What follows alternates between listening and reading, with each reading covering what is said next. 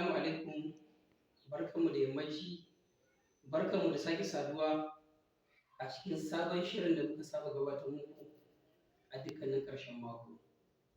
Shirin da muke gabatar muku da karatun biology sannan kuma mu yi bayaninsa a cikin harshen Hausa.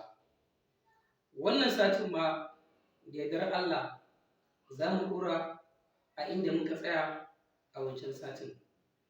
Idan ba a manta ba, a satin da ya gabata mun yi magana akan rabe-rabe na halittu masu rai wanda masana ilimin biology suka raba su zuwa gida biyar, har muka kawo misalin wata halitta wacce har yanzu masana ilimin biology suna takaddama a kanta, suke kallonta a matsayin ba aba ce mai rai ba. To da yardar Allah wannan satin kuma za mu tsaya ko kuma za mu ɗora a inda muka tsaya. Karatunmu yau shi ne za mu duba mu ga waɗannan halittun da muke da su, rukuni nawa aka raba su. Kamar yadda na faɗa, an raba su gida biyar. Kaso na farko ana kiransu da suna kingdom manera.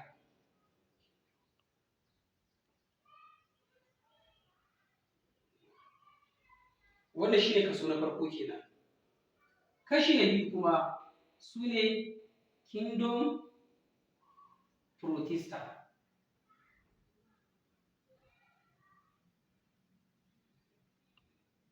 Sai kuma kashi na uku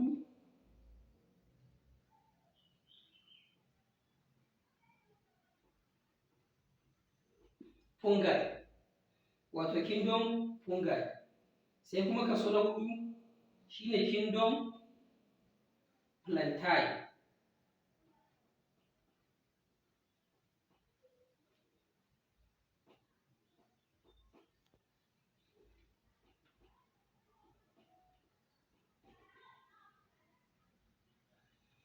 Sai kuma kingdom animalia. Kamar yadda muka muku bayani a baya, masana ilimin biology sun haɗe gaba ɗaya halittun da muke da su inda suka raba su zuwa gida biyar. Gida na farko shi ne kingdom monera, gida na biyu shi ne kingdom protista, gida na uku kuma shi ne kingdom fungi, sai gida na hudu shi ne kingdom plantae, sai kuma gida na biyar shi ne wato kingdom animalia. To da yardar Allah a wannan lokacin za mu ɗauki kashi na farko. Kashi na farko ko kuma gida na farko wato shi ne kingdom monera. Za mu ga waɗanne irin halittu ne a ciki, kuma a yaya suke, sannan yaya suke rayuwa. Halitta ta farko da muke da ita a cikin kingdom monera ita ce wato bacteria.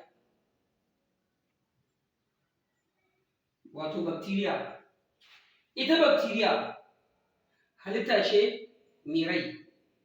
Me yasa ta zama halitta mai rai? Kamar yadda muka faɗa a baya, duk wani abu mai rai za mu duba mu ga an yi shi da DNA da kuma RNA, sannan kuma a cikin cell ɗinsa akwai wasu gaɓoɓi. To ita bacteria tana ɗauke da waɗannan gaɓoɓin, sai dai bambanci da sauran halittu ita ido baya iya ganin ta saboda ƙanƙantar ta. Shi yasa ma a kimiyyance ake kiranta da suna microscopic organism.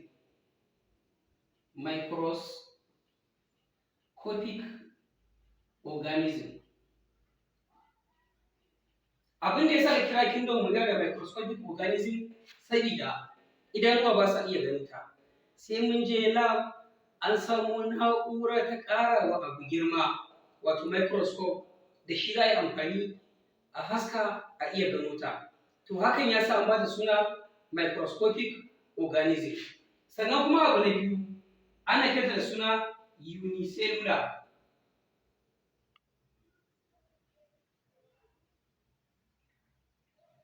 unicellular organism. Abin da ya kiranta da suna unicellular organism shine idan da za ka kalli halittar jikinka, a ce ka samo kusa ko kuma fil ka ɗan ƙunciro fatarka, kamar yadda malamai suke cewa aƙalla wannan abu da ka ƙunciro a jikinka ka ciro cell miliyoyi ne. To don haka shi cell shi ne mafarin halittar kowane ɗan adam, sannan kuma kowane sashen halitta na jikin ɗan adam da sel aka yi shi. Sel shi ma ido baya iya ganin sa sai dai ƙanƙantar sa. To ita kuma bacteria sel ɗinta guda ɗaya ne. Shi kuma ɗan adam sel da ke jikinsa Allah ne kaɗai sanar da sel da ke cikin jikinsa. Domin an ce idan ka ƙunciro sel haka ka ciro miliyoyi, ina kuma ka kalli jikin ka faɗa adadin sel da ke cikin jikinka. Za mu ga wannan ba zai yi ba. Da haka ita bacteria ana kiranta da suna unicellular organism saboda wannan mafarin halittar nata wato sel guda ɗaya take da shi. Sai kuma siffa ta uku ta bacteria, yawancin bacteria suna cutarwa. Wa suke cutarwa? Suna cutar da mutane, suna cutar da tsirrai, suna cutar da dabbobi. Abu na hudu kuma bacteria tana da amfani. Ga wa take da amfani? Tana da amfani ga rayuwar mu mutane, tana da amfani ga rayuwar dabbobi. Don haka kenan za mu ga bacteria ba iya sharri ne kaɗai take da shi ba, tana da alheri ga rayuwar mutane. To insha Allah waɗannan abubuwan ɗaya bayan ɗaya zan fara dubawa mu ga yadda suke. Sai mu je abu na gaba game da bacteria. Abu na gaba shine ita bacteria nan idanuwa ba sa iya ganin ta. Na farko kenan. Na biyu kuma an ce ido baya iya ganin ta, abu na farko. Sannan abu na biyu sel ɗinta guda ɗaya ne. Abu na uku tana cutarwa. Wa take cutarwa? Duk wani abu mai rayuwa a doron ƙasa bacteria tana cutar da shi. To a ina ake samun ta? Ita dai bacteria ana samun ta a gurare masu yawa. Guraren da muke iya samun bacteria suna yawa gurare daban-daban. Guri na farko shine za mu iya samun ta akan ƙasa, kowace iriyar ƙasa. Za a iya samun bacteria a wannan gurin. Na biyu za a iya samun bacteria a cikin ruwa. Ruwan sha ne, ruwan famfo ne, ruwan rijiya ne, duk za ta iya shiga. Duba da yanayin ƙanƙantar halittar jikinta. Babu wata ƙofa da za a ce mata ƙanƙantar shigewa. Domin duk girman ƙanƙantar ƙofa, bacteria ta bi ta ƙanƙanta, za ta iya rasa kowane abu ne ta iya shiga. Sai kuma abu na gaba, bacteria ana samun ta a cikin tsirrai, bishiyoyi kenan, a cikin plants. Sannan kuma bacteria ana samun ta a jikin animal, wato dabbobi, ko ya kasance mutane ko kuma sauran nau'i da dabbobi. Duk waɗannan guraren ana iya samun ta. Sannan bugu da ƙari kuma bayan gangan gurin ana iya samun bacteria a sararin samaniya, wato a cikin atmosphere. Yanzu misali, an same ta a ruwa, an same ta a kan ƙasa, an same ta a cikin iska, sannan kuma same ta a cikin jikin mutum, sannan an same ta a cikin sararin samaniya. To sararin samaniya za mu ga yana sama da mu. To idan misali muka auna tsayi na sararin samaniya kamar mita 6 zuwa mita 30, za a iya samun bacteria a wannan sashi na sararin samaniya. Bayan nan gurin kuma ana samun ta a cikin teku, a cikin oceans. Shi ma idan da za a je teku a auna zurfin ruwan nan, za mu ga aƙalla mita 10,000 za a iya samun bacteria a cikin teku. To don haka kenan duk inda ɗan adam ya je bai tsira da kamuwa da bacteria ba. Shi yasa mafi akasarin cututtuka masu hatsari, masu baiwa ɗan adam matsala, yawancinsu daga jikin bacteria ake samun su. Baya da cikin ruwa kuma akwai wani nau'i na bacteria nan ma ana kiransu da suna aerobic bacteria. Su waɗannan aerobic bacteria ɗin, wato idan an ce gurin da yake rayuwa da iskar oxygen, wato iskar da muke shaƙa kenan. Kamar yadda muka sani a baya mun yi bayani mun ce ɗan adam ba zai rayu ba sai da iska. To haka sauran duk wasu halittu suna buƙatar iska. To ita ma bacteria ɗin tana buƙatar iska. Wace irin iska take buƙata? Tana buƙatar iskar oxygen, kamar yadda mu muke buƙatar ta. To akwai nau'in bacteria da suke rayuwa da wannan oxygen ɗin. Duk nau'in bacteria da take rayuwa da oxygen ana kiranta da suna aerobic bacteria. sai bacteria ta gaba da ke samun ta aerobic bacteria din da suke rayuwa a gurare mafi akasari su ne suke bata mana ruwan shan mu, suke lalata mana muhallin mu, su suke sa guri ya wari ko ya rube ko ya tsutsa. Kasancewar akwai nau'in bacteria da suke amfani da iskar oxygen wanda ake kiransu da suna aerobic. Na gaban su kuma akwai anaerobic bacteria, su ma nau'in ƙwayar cutar bacteria ce da take rayuwa kamar da sauran bacteria take rayuwa. Sai dai bambanci ita anaerobic bacteria tana rayuwa ne a gurin da babu oxygen. Misali ka ɗauki cikin hanjin mutum, za a iya samun ta a cikin hanji. A nan tana haifar da cututtuka ga mutane, tana haifar mana da gas, kumburin ciki, da sanya mana cuta a cikin jikin mutum. Waɗannan nau'in anaerobic ɗin su ne da suke rayuwa a gurin da babu oxygen. Kenan za mu gani ita bacteria kowace irin siffar halittar gurin zama za ka iya samun ta, tana kuma da iya jurar zama a guri mai sanyi ko guri mai zafi, ko da zafin mai ƙarfi ne ko da mai zafi ne. Shi yasa aka ce bayan wannan aerobic ɗin da kuma anaerobic bacteria akwai kuma ta gaba ita ce facultative bacteria. Ita wannan facultative bacteria ɗin ita za ta iya rayuwa da oxygen, za kuma ta iya rayuwa babu oxygen. Saɓanin waɗannan, ita wannan aerobic sai da oxygen take rayuwa. Ita kuma anaerobic ita kuma tana rayuwa without, ba tare da oxygen ba. Ita kuma facultative bacteria za ta iya rayuwa ko da oxygen ɗin ko babu oxygen. Ita ma ne na bacteria da ake samun ta. Sai kuma bacteria ta gaba ana kiranta da suna mesophilic bacteria. Mesophilic. Ita mesophilic bacteria a inda ake samun ta kuma lokacin da ɗan adam yake da cikakkiyar lafiya, yanayin zafin jikinsa ya zama mai kyau ne, ba shi da matsalar jin sanyi ko matsalar zafi. To wannan yanayin da za a je a auna jikin ɗan adam a gani, za a ga temperature ɗin jikinsa ta kai matakin digiri 37. To a lokacin da jikin ɗan adam ya zama wannan yanayi, to nau'in bacteria masu suna mesophilic su kuma wannan yanayin suke nema a nan za su zo su rayu. Ita kuma haka nau'in wannan bacteria take. Za mu ga kenan idan kana da cikakkiyar lafiya, to a lokacin ita kuma wannan ƙwayar cutar take zuwa cikin jikinka ta zo ta tare. Sai kuma bacteria ta gaba ana kiranta da suna thermophilic bacteria. Wato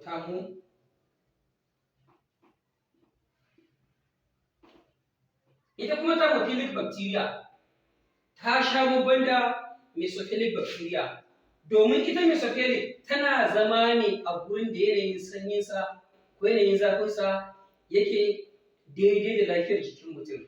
Ita kuma wannan tsananin zafi wanda a ci aƙalla zafin nan ya kai digiri 80, za ta iya rayuwa irin wannan yanayi. To da haka kenan za mu ga bacteria ta kowace fuska, ta kowane irin yanayi za ta iya kasantuwa, za kuma iya samun ta a cikin jikin mutane ko jikin dabbobi ko a cikin muhalli. Sannan babu wani yanki a duniya da za a ce bacteria ba ta rayuwa a wannan gurin. Domin menene zai hana ta zuwa? Idan zafin gari ko kuma zafin ƙasa ya kai 80 degrees Celsius, to za a iya samun bacteria a wannan ƙasa. Idan ma ya yi ƙasa da haka, za a iya samun ta a wannan gurin. Don haka shi ya sa karatun ya zama karatu na musamman ne, musamman ga mu ƙasashenmu na Afirka da muke da zafi, wanda muna da nau'i na bacteria masu yawa wanda ba a samun su a wasu guraren.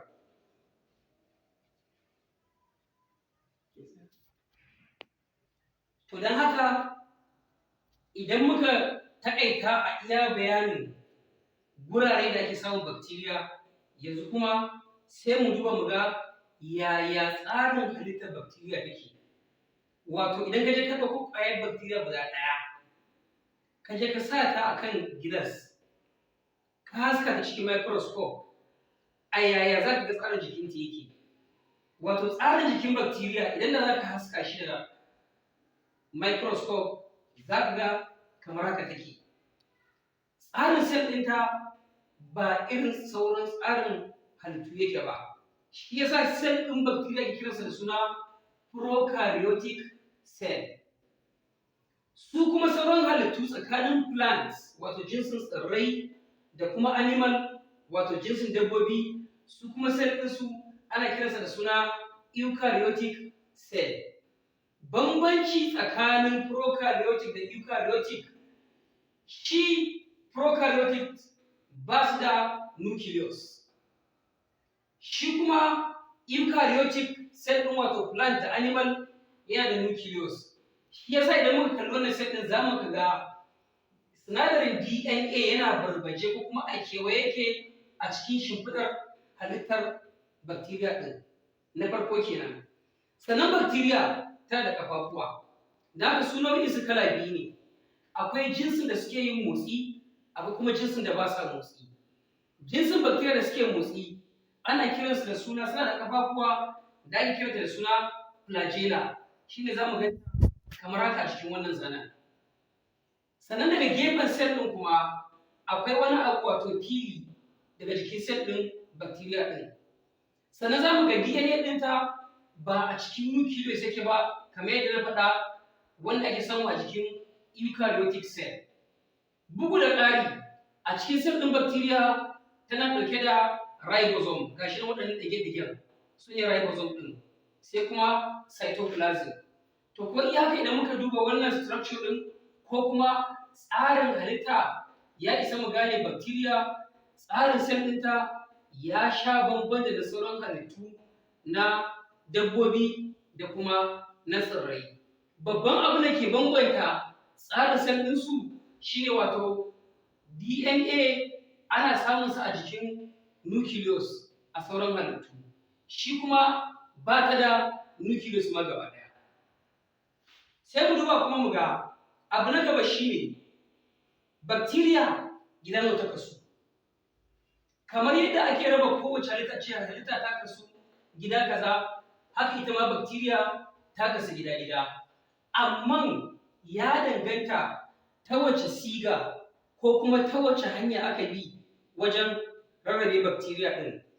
Masana ilimin biology suna amfani da duba da tsarin halittar cell ɗin jikin bacteria ɗin.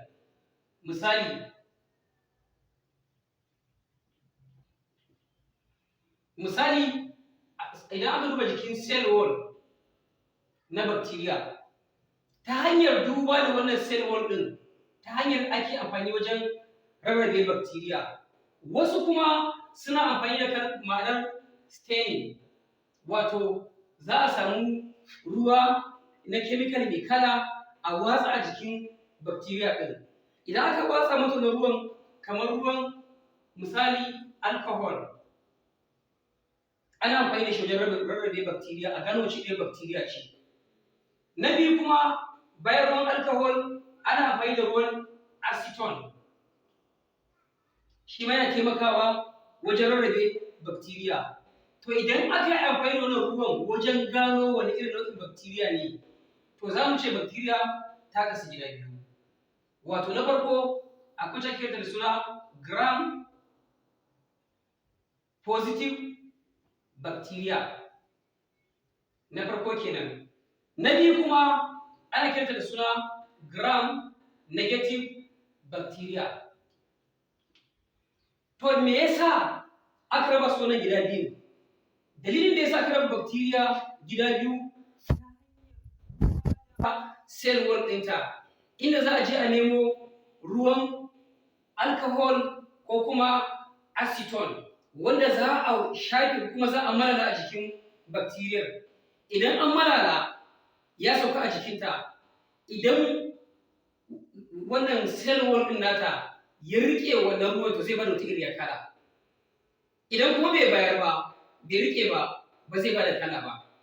To duk bacteria da ya kasance idan an zuba mata wannan ruwan ana ganin wata kala ta bayyana a jiki, to wannan bacteria ana kiranta da suna gram positive bacteria.